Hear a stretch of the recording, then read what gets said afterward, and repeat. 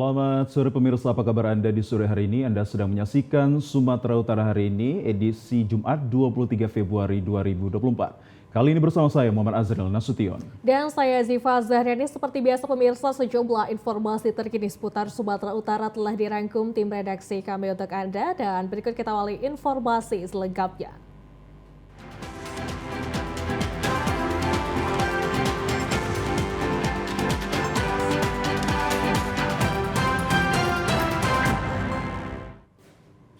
Pemirsa, di informasi yang pertama, ratusan warga di dua desa di Kecamatan Puncak, Sorik, Merapi dilarikan ke rumah sakit di Mandailing, Natal. Para warga diduga keracunan gas dari aktivitas pembukaan uji coba sumur PT Sorik Merapi Geothermal Power di lokasi Wellpad Victoria 01 di Desa Sibanggorjulu. Satu persatu warga dari Desa Sibanggorjulu dan Sibanggor Tongah dilarikan ke Rumah Sakit Umum Panyabungan dan Rumah Sakit Permata Madinah serta Puskesmas Sibanggor Jaya di Kabupaten Mandailing, Natal. Warga di dua desa yang dievakuasi dari lokasi kejadian karena mengalami mual, muntah, pusing, dan juga pingsan. Ratusan pasien yang dirawat di dua rumah sakit tersebut serta puskesmas diduga karena menghidup gas beracun dari aktivitas uji coba sumur milik perusahaan pembangkit listrik Power Plant di Desa Sibanggorjulu. Kini kondisi pasien yang telah mendapatkan perawatan dari tim medis telah mulai membaik, namun masih lemas karena menghirup gas yang menyengat. Saat ini ratusan pasien masih dirawat intensif di rumah sakit dan puskesmas. Jul Hamdi, korban yang menghirup gas beracun, mengatakan saat kejadian ia bersama istri dan anaknya tengah berada di rumah sakit yang tak jauh dari aktivitas uji coba sumur. Tiba-tiba mereka menghirup gas yang menyengat membuat mereka berlari dari rumah untuk menyelamatkan diri. Ya, mau mual-mual lah muntahkan, tapi nggak bisa dimuntahkan itu. Pusing juga kepalanya. Pusing bang. Bang, bisa Bang gambarkan berapa jauh Bang abang dari lokasi pembukaan sumur ini? Kira-kira 300 meteran aja ambil itu bang. Nggak nyampe 300 meter. Abang tahu itu kenapa bisa bocor? Itu bukan bocor bang. Nah itu kan masalah apa? Buka lubang orang itu udah ada apa-apanya cuma. Tapi nggak tentu jam berapa orang itu buka kan. Nah ini kan mulai apa orang itu akhirnya udah balik ke rumah dari usahanya kan masing-masing. Oke. Nah terus datanglah semua orang kan. Nah, terus baru dibuka orang itu mungkin. Sementara itu, Bupati Mandailing Natal Muhammad Zafar Suhairi Nasution menyayangkan kejadian gas beracun yang sudah berulang kali terjadi. Padahal pihak dari Energi Baru Terbarukan dan Konservasi Energi berada di lokasi untuk mengawal proses uji coba sumur di wilayah Wellpad Victoria 01. Kami ya barangkali seperti itulah, namun kita serahkan kepada pihak medis. Namun sampai detik ini alhamdulillah kita syukuri bahwa belum ada yang kritis, namun semua dalam kondisi masih bisa ditangani dengan baik. Ini 75 informasi pihak EBTKI sendiri sudah ada di tempat ketika terjadi kejadian. Artinya apa? EBTKI pihak yang berwenang, apakah layak tidaknya diuji sumur, ya. Jadi jarak dari kegiatan sumur P01 sekitar 700 meter. Jadi dalam kesempatan ini pihak-pihak yang terkait dalam hal uji sumur ada di Kabupaten Mandailing Natal dan ada di lokasi ketika terjadi kejadian.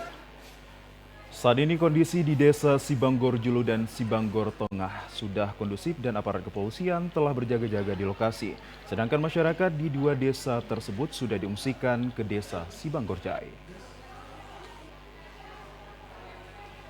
Pemirsa, tim pidana khusus Kejaksaan Negeri Pematang Siantar melakukan penggeledahan kantor Dinas Lingkungan Hidup Kota Pematang Siantar pada Kamis sore. Penggeledahan di kantor Dinas Lingkungan Hidup Kota Pematang Siantar oleh tim Pitsus Kejari Pematang Siantar ini terkait dengan adanya dugaan tindak pidana korupsi yang terjadi pada tahun anggaran 2016 lalu dalam hal penerbitan izin mendirikan bangunan dan AMDAL untuk pembangunan Balai Merah Putih Telkom yang berada di Jalan WR Supratman, Kecamatan Siantar Barat, Kota Pematang Siantar yang saat ini pembangunannya telah selesai dan telah beroperasi. Kepala Seksi Pidana Khusus Kejaksaan Negeri Pematang Siantar, Simon Boris, mengatakan penggeledahan ini dilakukan untuk penyelidikan dan penanganan kasus dugaan tindak pidana korupsi dari terbitnya IMB dan AMDAL pembangunan Gedung Balai Merah Putih Telkom tahun anggaran 2016, di mana dari real cost kontrak sebesar 1.150 juta ditemukan untuk pengurusan IMB dan retribusi sebesar 43.717.500 rupiah. Simon menyebutkan saat ini pihaknya sedang melakukan perhitungan kerugian negara dalam hal kasus dugaan korupsi ini dengan mengumpulkan data dan bukti-bukti lainnya yang disita dari Dinas Lingkungan Hidup Kota Pematang Siantar. Hidup di bidang tata lingkungan. Penggeledahan ini terkait dengan penyidikan pengadaan pengurusan IMB dan AMDAL di kantor pada IMB dan AMDAL di Telkom Balai Merah Putih, ya, terkait pembangunan gedung. Jadi ini IMB dan AMDAL-nya khusus untuk itu. Dan tadi kami temukan beberapa dokumen terkait terkait daripada penanganan kasus kami, maka kami lakukan penyitaan. Jadi ini kepada lingkungan hidup mungkin setelah ini ada rencana lagi kami melakukan penggeledahan di Dinas Perizinan. Dan penggeledahan ini terkait penanganan kasus pengadaan IMB dan AMDAL di tahun 2016. Pemirsa, kita beralih ke informasi lainnya. 3 bus pariwisata yang membawa ratusan siswa SMP Negeri 1 Sibir-Biru terlibat tabrakan beruntun di Jalan Soekarno-Hatta, Kota Binjai. Inilah video amatir detik-detik kecelakaan beruntun yang terjadi di Jalan Soekarno-Hatta, Kota Binjai.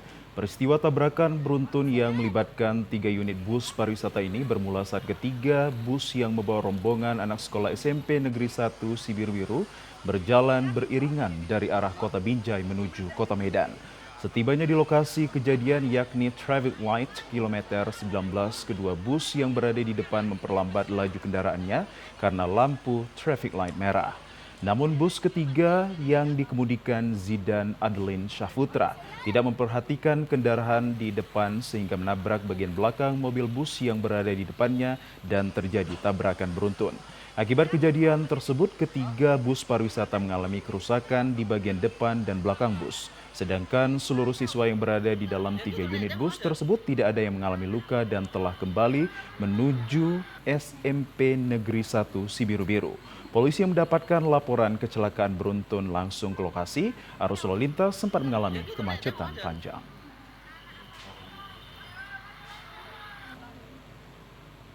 Kita ke informasi lainnya, pemirsa. Sepekan terakhir harga cabai merah di Pasar Sibolga terus berangkat naik. Menurut pedagang, kenaikan harga cabai merah dipicu adanya beberapa daerah penghasil yang mengalami gagal panen.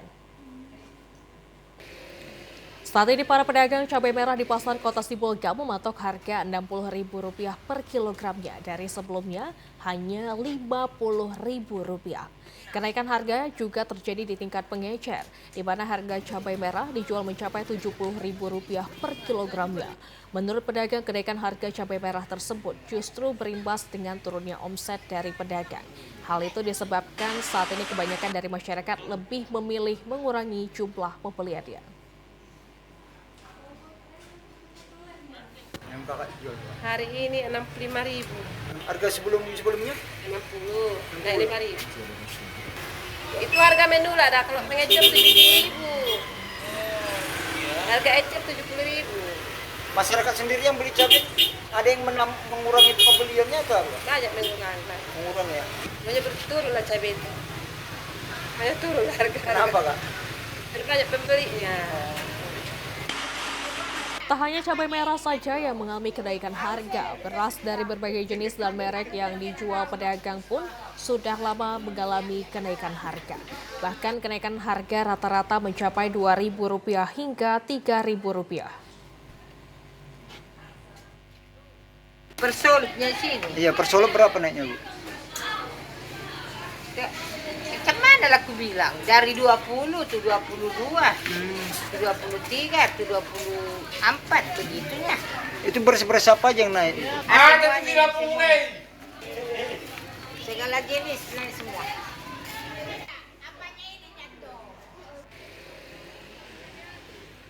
Sementara itu pemirsa, harga beras di sejumlah pasar tradisional di Kota Medan mengalami lonjakan yang cukup signifikan hingga menembus 30% dalam waktu sepekan. Kenaikan harga beras yang cukup signifikan terpantau di pasar tradisional Petisah Medan Kamis 22 kemarin. Kenaikan harga beras dijual pedagang untuk jenis medium berkisar Rp15 sampai Rp16.000 per kilogramnya dari harga sebelumnya yakni Rp13.000 per kilogram. Menurut pedagang, kenaikan harga beras disebabkan berkurangnya pasokan pendistribusian dari sejumlah daerah penghasil pertanian di Sumatera Utara. Berkurangnya pasokan beras tersebut berdampak terbatasnya stok di pasaran sehingga harga mengalami kenaikan. Selain kenaikan harga beras, juga terjadi pada komoditas pangan lainnya seperti harga cabai merah naik menjadi Rp62.000 per kilogram dari harga sebelumnya Rp40.000. Bawang merah juga mengalami kenaikan harga yakni berkisar di angka Rp35.000 per kilogram dari harga sebelumnya yakni Rp33.000.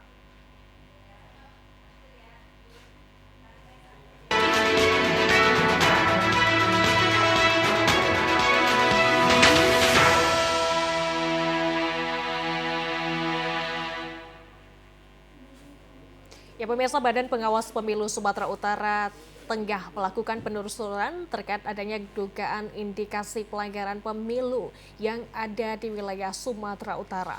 Hal itu dilakukan karena setidaknya ada 22 TPS yang melakukan pemungutan suara ulang.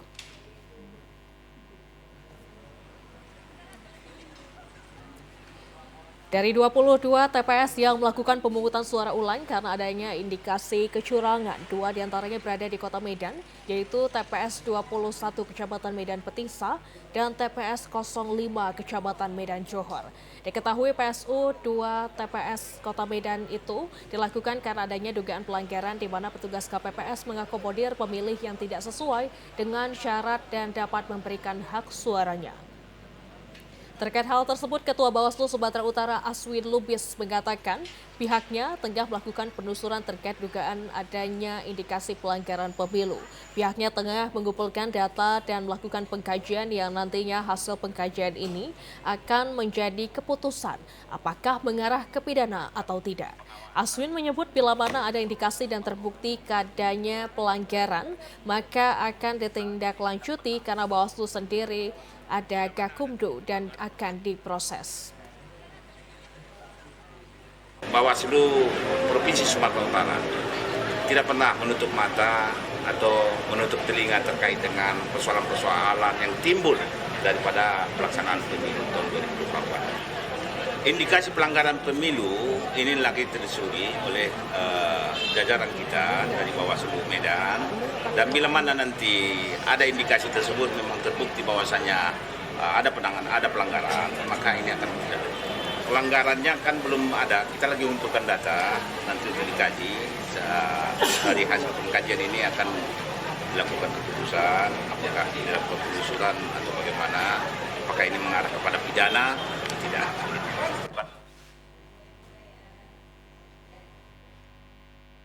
Ya, pemirsa, terkait temuan pemilih di luar TPS melakukan pencoblosan surat suara tanpa formulir pindah memilih, Komisi Pemilihan Umum Kabupaten Labuhan Batu Utara akan gelar pemungutan suara ulang di 2 TPS.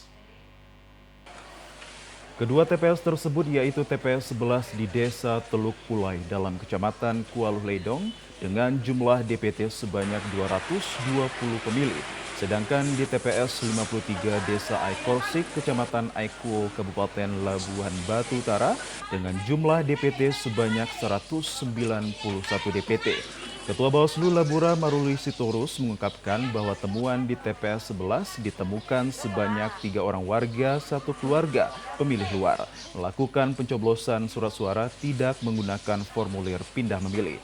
Sedangkan di TPS 53 ditemukan sebanyak 3 pemilih dengan kasus yang sama. Sudah kita simpulkan dan kita lakukan rapat pleno. Kita putuskan kalau pelaksanaan PSU di Labuan Batu Utara kita laksanakan pada tanggal 24 hari Sabtu tanggal 24 Februari 2024. Itu Labuan Batu Utara terkait masalah logistik. Baik, terkait dengan logistik, kita sudah melakukan pemesanan logistik surat suara. Yang ada di gudang hari ini adalah surat suara Presiden dan surat suara pemilihan DPRD Kabupaten Kota. Sementara itu, Ketua KPU Labuhan Batu Utara Adi Susanto mengatakan sesuai rekomendasi dari Bawaslu terkait temuan mereka pada pelaksanaan pemilu tanggal 14 Februari tahun 2024 kemarin, KPUD Labura sudah siap melaksanakan PSU di kedua TPS tersebut. PSU terjadi di Labuan Batu Utara ada 2 TPS. Yang pertama itu adalah di Kecamatan Aiko, Desa Korsik, yaitu TPS 53, di mana ditemukan ada 3 orang pemilih yang menggunakan hak pilihnya tetapi berada dari luar TPS atau tidak menggunakan formulir pindah memilih. Kita ke Tapanuli Tengah, pemirsa. Rekapitulasi perhitungan perolehan surat suara pemilu tingkat PPK Kecamatan Badiri, Kabupaten Tapanuli Tengah diwarnai dengan protes salah satu parpor peserta pemilu. Dalam video yang beredar di media sosial, tampak sejumlah pria yang diduga berasal dari salah satu partai politik peserta pemilu mengajukan protes kepada petugas PPK Kecamatan Badiri agar membuka kotak suara dan melakukan hitung ulang surat suara. Pasalnya, masa menduga perolehan suara pemilu di Kecamatan Badiri banyak kecurangan.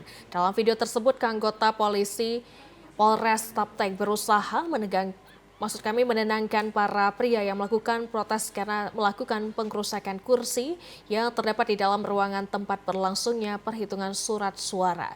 Ketua KPU Kabupaten Tapanuli Tengah, Wahid Pasaribu, menyesalkan terjadinya kericuhan rekapitulasi perolehan suara di tingkat PPK Kecamatan Badiri. Ia berharap pihaknya dapat menyampaikan protes dengan baik serta sesuai dengan mekanisme yang ada. Sudah kita sampaikan sama ketua PPK-nya agar mempersiapkan semua peralatan untuk rekapitulasi. Berarti Pak, penghitungan lanjut terus gitu? Iya, lanjut. Dan kita juga sangat menyesalkan kejadian itu. Kalau memang ada yang perlu disampaikan secara prosedur, kan ada saksi dan juga bagi penyelenggara juga Panwas dan juga PPK pada saat itu yang melaksanakan kontestasi, mohon memberikan penjelasan yang sebaik-baiknya kepada pihak yang memberi umpamanya saksi. Iya, pada saksi-saksi diberi.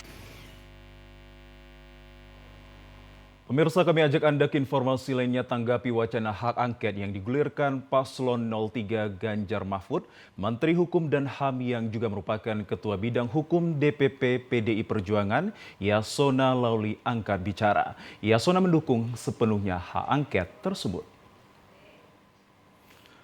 Hal tersebut dikemukakan Yasona Lauli dalam kunjungannya ke rumah hitung milik Badan Saksi Pemilu Nasional DPC PDI Perjuangan Kota Medan kemarin. Yasona Lauli mendukung calon presiden nomor urut 3 Ganjar Pranowo terkait hak angket tersebut.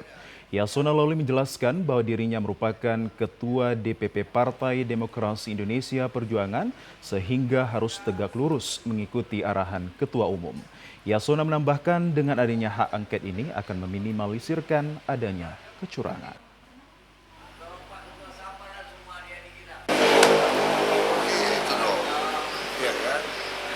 Jelas dari kita ini orang partai tegak lurus. Kalau tidak rusak partai. Untuk apa? Untuk mencari kebenaran yang sesungguhnya supaya jangan ada insinuasi apa, jangan ada suara-suara. Ya kita letakkan secara proporsional. Mari kita teliti. Sementara itu, sebelumnya calon presiden nomor urut 03 Ganjar Pranowo mengusulkan partai politik pengusungnya PDI Perjuangan dan P3 mengusulkan hak angket untuk mengusut kecurangan pemilu 2024.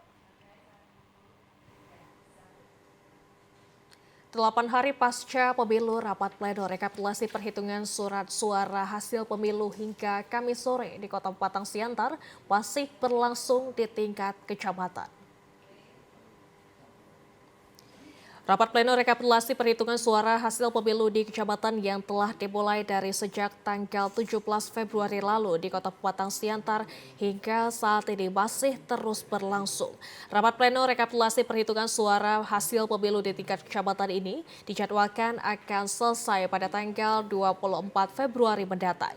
Ketua KPU Kota Batang Siantar Muhammad Ispan Huta Barat mengatakan terjadinya kelambatan rapat pleno rekapitulasi perhitungan suara di tingkat kecamatan ini terjadi akibat adanya saksi baik dari partai politik, caleg, dan saksi dari presiden dan wakil presiden yang melakukan protes hingga perhitungan dilakukan berulang dan memakan waktu yang lama. Siantar Timur hari ini sedang berlangsung rapat pleno terbuka rekapitulasi perhitungan suara tingkat kecamatan. Kegiatan ini direncanakan mulai tanggal 17 sampai dengan 7 hari ke depan, tanggal 25 atau 24 semuanya akan selesai. Fungsi Sirekap pada dasarnya sebagai alat untuk menghitung rekapitulasi suara secara digital. Meski demikian, Ketua KPU Kota Batang Siantar optimis rekapitulasi perhitungan suara di tingkat kecamatan ini akan selesai pada batas waktu yang telah ditentukan, yakni 24 Februari 2024. Kita beralih ke informasi lainnya, pemirsa. PPK Kecamatan Sirandorong, Tapanuli Tengah melakukan hitung ulang perolehan surat suara pada TPS 002 Desa Muar Ore, Kecamatan Sirandorong. Hitung ulang tersebut dilakukan terhadap seluruh jenis pemilu, yakni Pilpres, DPR RI, DPR RI, dan DPD RI hingga DPRD Provinsi dan juga Kabupaten. Hitung ulang dilakukan setelah adanya rekomendasi dari pihak Bawaslu Kabupaten Tapteng. Pantauan di lokasi kantor Kecamatan Sirandorong dari penghitungan ulang surat suara Pilpres tersebut diketahui suara pasangan nomor urut 2 memperoleh suara sebanyak 102 suara. Pasangan nomor urut 1 mendapatkan 37 suara dan terakhir pasangan nomor urut 3 memperoleh suara mencapai 12. Sebelumnya pasangan Capres nomor urut 1 unggul dengan perolehan suara mencapai 315 suara. Pasangan Capres nomor urut 2 dan 3 sama sekali tidak memperoleh suara. Menanggapi terjadinya perubahan hasil penghitungan surat suara di Pilpres pada TPS 002 Desa Muar Ore, Kecamatan Manduamas, KPU Kabupaten Tapteng langsung mengambil tindakan dengan merencanakan akan memanggil seluruh petugas KPPS TPS 002 Desa Muar Ore.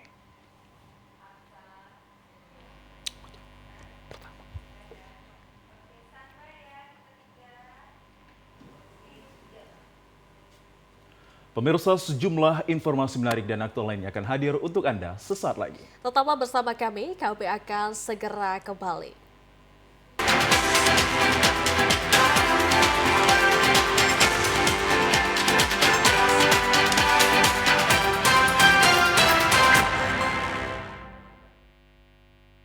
Kembali menyaksikan Sumatera Utara hari ini, masih bersama saya Muhammad Azril Nasution. Pemirsa, bentrok tim ses caleg di Langkat, Sumatera Utara dan keributan caleg di Medan Amplas mendapatkan perhatian Ketua DPP PDI Perjuangan. Yasona meminta pihak kepolisian untuk mengusut tuntas permasalahan tersebut. Ketua DPP PDI Perjuangan menyesalkan atas terjadinya bentrok tim ses caleg di Langkat, Sumatera Utara. Hal tersebut diungkapkannya saat meninjau langsung proses rekapitulasi suara pemilu 2024 di kantor Badan Saksi Pemilu Nasional PDI Perjuangan Medan di Jalan Sebatanghari, Medan, Sumatera Utara kemarin. Bentrok antara tim ses caleg PDI Perjuangan dan Nasdem yang terjadi pada minggu lalu berlokasi di Dusun 5 Barak Induk, Desa Harapan Maju, Kecamatan Selepan, Kabupaten Langkat, Sumatera Utara. Bentrokan tersebut menimbulkan kerusakan pada sejumlah rumah warga. Tidak hanya di Langkat saja, keributan juga terjadi di Medan Amplas. Caleg bernama David Roni Sinaga protes dan meminta perhitungan surat suara diulang kembali dikarenakan adanya suara yang hilang di TPS 9 Medan Amplas. Ketua DPP PDI Perjuangan Bidang Hukum Yasona Hamonangan Lauli menegaskan pihak kepolisian harus menegakkan hukum sesuai ketentuan yang berlaku. Yasona juga menuturkan akan mengevaluasi tindakan caleg tersebut. Ya, kita menyesalkan kejadian tersebut tentunya. Ya, biar aparat kita dorong aparat penegak hukum untuk melakukan tindakan hukum sesuai dengan ketentuan yang berlaku. Tidak boleh dibiarkan. Ya. Jadi kita harus minta biar aparat yang melakukan tindakan. Terkait ada caleg kita yang disebut buat keributan di Medan Amplas, kita udah tahu. Sama lah. Saya akan nanti secara pasti akan saya minta dia dievaluasi. Ya. Sementara itu pemirsa, Partai Politik PDI Perjuangan sebut ada yang curang dan mencuri suara untuk naik ke Senayan. Badan Saksi Nasional PDI Perjuangan Medan menyatakan miliki data untuk menangkal kecurangan pemilu 2024. Ketua DPP PDI Perjuangan Pusat Bidang Hukum Yasona Hamonangan Lauli terjun langsung meninjau rekapitulasi surat suara pemilu 2024 di kantor Badan Saksi Pemilu Nasional PDI Perjuangan Medan, Jalan C. Batanghari, Kamis siang, yang menduga adanya kecurangan pada pemilu 2024 seperti menaikkan suara dengan cara yang curang demi naik ke Senayan. DPP PDI Perjuangan menginstruksikan kepada seluruh jajaran partai untuk mengawal rekapitulasi suara pada pemilu 2024. Pengawalan surat suara pemilu 2024 ini dilakukan dengan membentuk tim yakni Badan Saksi Pemilu Nasional PDI Perjuangan yang terus bekerja dengan mengumpulkan data C1 dan saksi. Ketua DPP PDI Perjuangan Bidang Hukum Yasona Hamonangan Lauli mengatakan pihaknya mendapat laporan adanya suara yang hilang dan tim BSPN PDIP Medan klaim miliki data C1 dan saksi tangkal kecurangan pemilu 2024. Ya, kita nggak mau kompromi lagi dalam soal ini. Ya, jadi kita harus jaga betul karena kita juga punya data, punya saksi-saksi di partai dan BSPN bekerja terus dan kami juga mencari data-data pembanding dari informasi yang kami cari sendiri. Sementara itu tim BSPN PDIP Perjuangan berharap dengan terbentuknya kamar hitung ini mampu menghitung data suara Pilkada 2024 secara benar.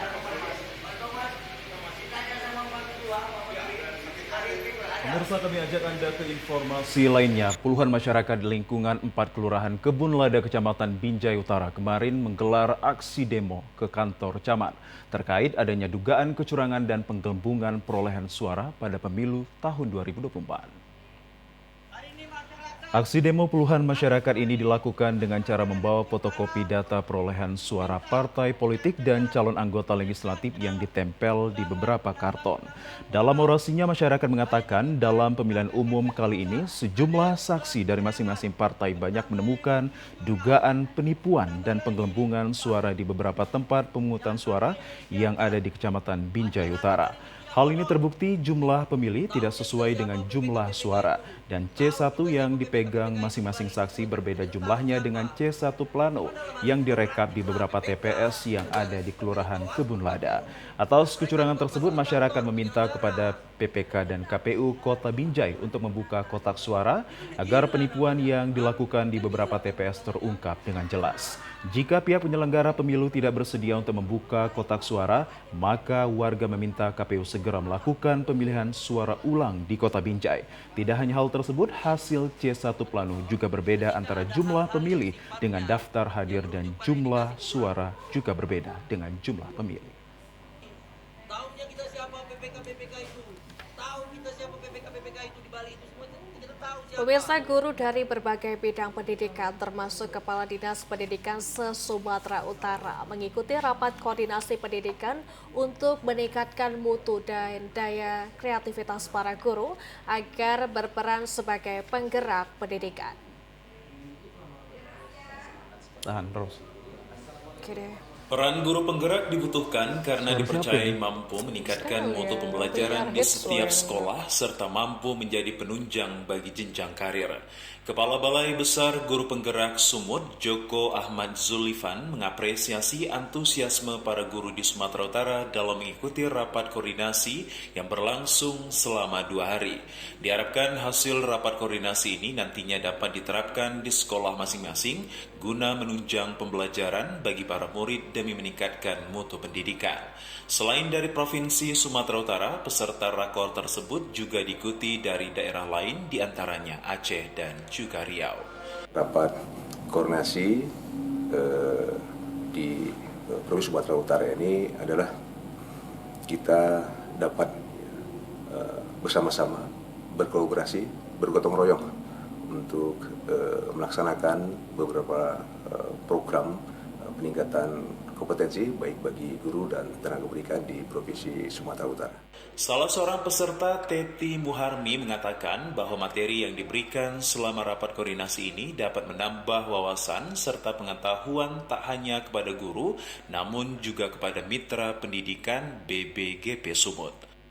PAUD, kalau ini kelompok bermain guru yang diakui oleh negara, masih guru yang non formal. Harapan kami semoga guru berPAUD yang ada di Sumatera Utara itu disetarakan menjadi guru yang sama dengan guru-guru yang lain. Dan BPGP serta BPMP sebagai mitra kami sangat mendukung untuk tentunya kesetaraan guru-guru PAUD yang ada di Sumatera Utara khususnya dan seluruh Indonesia.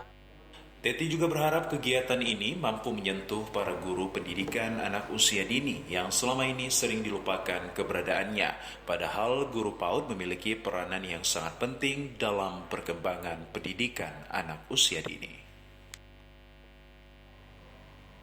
Kita ke informasi lainnya, pemirsa. Peringatan Hari Ulang Tahun Kaisar Jepang Naruhito ke-64 tahun turut dirayakan oleh Konsulat Jenderal Jepang di Medan.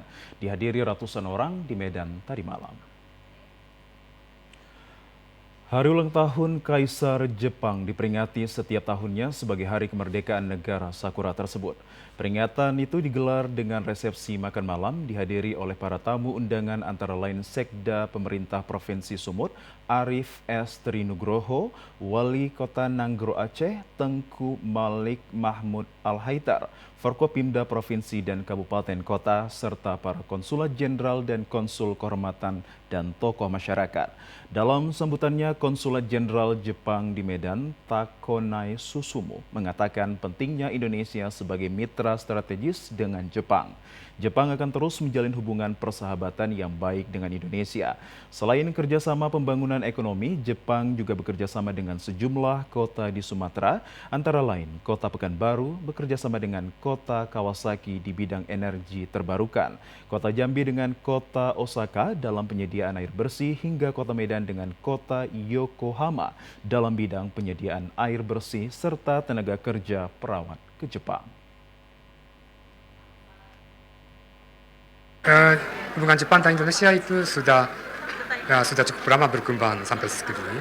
Nah, khususnya di Sumatera Utara, kami berfokus pada kerjasama di bidang peningkatan sumber daya manusia juga. Seperti kita katakan, Jepang sekarang menerima banyak tenaga kerja dari Indonesia juga, khususnya dari Sumatera Utara juga. Nah, itu akan diharapkan untuk meningkatkan mutu dan kualitas sumber daya manusia khususnya di Sumatera Utara juga. Nah, ada kota Yokohama. Yokohama kan cukup besar juga, kota besar dan sini. Nah, kota Yokohama sudah terjun ke sini. Nah, lalu bentuk kerjasama itu sama dengan kerjasama Jambi dan Osaka. Jadi kota Yokohama mengundang beberapa pejabat dari Medan dan Sumatera Utara untuk memberikan penataran dan sebagainya. Sementara itu di akhir kata sambutannya, konjen yang fasih berbahasa Indonesia ini menyampaikan pantun berbahasa Indonesia yang bermakna hubungan persahabatan sejati Jepang dengan Indonesia. Di informasi lainnya pemirsa, memperingati Hari Peduli Sampah Nasional 2024, warga di Kabupaten Langkat melakukan kegiatan mengumpulkan sampah di kawasan wisata Bukit Lawang. Hari Peduli Sampah Nasional HPSN yang jatuh pada setiap tanggal 21 Februari diperingati oleh sejumlah pihak di berbagai daerah dengan berbagai kegiatan. Di Kabupaten Langkat, kegiatan HPSN diperingati dengan mengutip sampah secara massal di kawasan wisata Bukit Lawang, Kecamatan Bahorok, Kabupaten Langkat. Kegiatan yang diprakarsai oleh Project Wing Sumatera bekerjasama dengan diantaranya Sumatera Trash Bank, Bukit Lawang Green, Destana Bukit Lawang, Erna Kompos, Muspika Kecamatan Bahorok, warga sekitar Bukit Lawang, perwakilan Taman Nasional Gunung Leser, para siswa dan juga relawan. Pimpinan Project Wing Sumatera Khairuddin menyatakan peringatan HPSN 2024 ini sengaja dilaksanakan di kawasan wisata Bukit Lawang untuk menimbulkan kesadaran warga agar peduli terhadap sampah. Melalui momen Hari Peduli Sampah Nasional ini diharapkan muncul kesadaran masyarakat agar dapat mengelola sampah rumah tangganya dengan baik. Aksi pengutipan sampah yang ada di kawasan Bukit Lawang ini berhasil mengumpulkan sebanyak 642 kg sampah. Seluruh sampah yang terkumpul akan disumbangkan ke Sumatera Trash Bank yang ada di sekitar kawasan Bukit Lawang. Ya, pemirsa, gelaran F1 Powerboat Championship yang akan berlangsung pada tanggal 2 hingga 3 Maret 2024 diyakini akan lebih sukses dari perhelatan sebelumnya. Pasalnya, seluruh panitia telah mempersiapkan acara ini dengan baik. Setelah sukses dengan pelaksanaan F1 Powerboat Championship pada tahun 2023 silam, kini Indonesia kembali dipercayakan menjadi tuan rumah untuk kedua kalinya dengan tempat pelaksanaan Kota Wisata Danau Toba, Balige, Kabupaten Toba. Hal tersebut disampaikan pada press conference F1 Powerboat Lake Toba di Pos Blok Medan. Bupati Toba Poltak Sitorus pada press conference mengaku sampai saat ini mempersiapkan dan persiapannya telah mencapai 98%. Terkait dengan kesuksesan penyelenggaraan diyakini akan jauh lebih baik dari tahun sebelumnya di tahun 2023. Untuk menambah kemeriahan F1 Powerboat 2024 akan dilakukan Festival Solu Bolon dan malam harinya akan ada pertunjukan budaya. Terkait dengan jumlah pengunjung pada F1 Powerboat Championship di atas 60.000 penonton. Dikatakan pada gelaran F1 Powerboat akan melibatkan content creator yang ada di Sumatera Utara agar Danau Toba sebagai tempat penyelenggara acara berkelas dunia ini akan dikenal masyarakat luas. Bupati Toba mengaku demi kesuksesan perhelatan akbar ini, seluruh kepala daerah yang ada sekawasan Danau Toba akan bekerja sama guna mensukseskan acara tersebut. Kita lakukan apa yang bisa lakukan, terutama masalah kebersihan. Kita harus jamin bersih daerahnya itu, kerapian, ketertiban, keamanan, polisi, tentara full hadir untuk membuat aman daerah itu. Persiapan makanan, persiapan minuman yang halal kita siapkan di sana. Persiapan penginapan, kita pastikan penginapan tidak ada masalah karena kita kerjasama seluruh kabupaten, ada di seluruh kabupaten tempat penginapan. Jadi jangan khawatirkan itu, yang jelas kita ajak juga seluruh masyarakat untuk membantu dalam segala hal supaya tidak ada yang sesat. Dan tadi dibilang masalah bus, shuttle bus kita persiapkan, toilet kita persiapkan supaya betul-betul nyaman penonton di sana. Pemirsa, berikut akan kita saksikan informasi perakiraan cuaca di sejumlah daerah di Sumatera Utara dari Badan Meteorologi, Klimatologi, dan Geofisika Wilayah 1 Medan berlaku pada hari Sabtu 24 Februari 2024. Assalamualaikum warahmatullahi wabarakatuh. Halo Sobat BMKG, bersama saya Devri Mandoza, Perakirawan BBMKG Wilayah 1 Medan akan menyampaikan info perakiraan cuaca untuk wilayah Sumatera Utara Sabtu 24 Februari 2024. Pada pagi hari, kondisi cuaca berawan dan berpotensi terjadi hujan ringan di wilayah Nias Utara, Gunung Sitoli, Nias Selatan, Nias Barat, dan sekitarnya. Pada siang dan sore hari, berpotensi terjadi hujan ringan hingga lebat di sebagian wilayah Sumatera Utara. Potensi hujan lebat terjadi di wilayah Nias Utara, Gunung Sitoli, Nias Selatan, Nias Barat, Pak Barat, Humbang Asundutan, Tapanuli Tengah, Sibolga, Madinah, Padang Sidimpuan, Tapsel, Paluta, Palas, Taput, dan sekitarnya. Pada malam hari hingga dini hari, kondisi cuaca berawan di wilayah Sumatera Utara. Untuk suhu udara 16 hingga 33 derajat Celcius, kelembaban udara 60 hingga 98%, angin dari barat daya hingga timur laut dengan kecepatan 10 hingga 30 km per jam. Untuk titik panas atau hotspot di wilayah Sumatera Utara, pada pantauan tanggal 22 Februari 2024 terdapat 2 titik panas yaitu di wilayah Asahan dan Karo. Kami menghimbau kepada warga masyarakat untuk tetap waspada terhadap potensi hujan dengan intensitas sedang hingga lebat yang dapat disertai petir dan angin kencang di wilayah pegunungan hingga pantai barat Sumatera Utara yang dapat menyebabkan banjir, longsor, serta bencana hidrometeorologis lainnya. Semoga informasi ini bermanfaat bagi Sobat BMKG sekalian. Terima kasih. Wassalamualaikum warahmatullahi wabarakatuh. Dan pemirsa, informasi yang baru Anda saksikan tadi sekaligus menutup perjumpaan kita dalam program Sumatera Utara hari ini. Kami ucapkan terima kasih atas kebersamaan dan juga perhatian Anda. Saya Muhammad Azrul Nasution. Dan saya Ziva Zahri pamit undur diri dari hadapan Anda. Terima kasih dan sampai jumpa.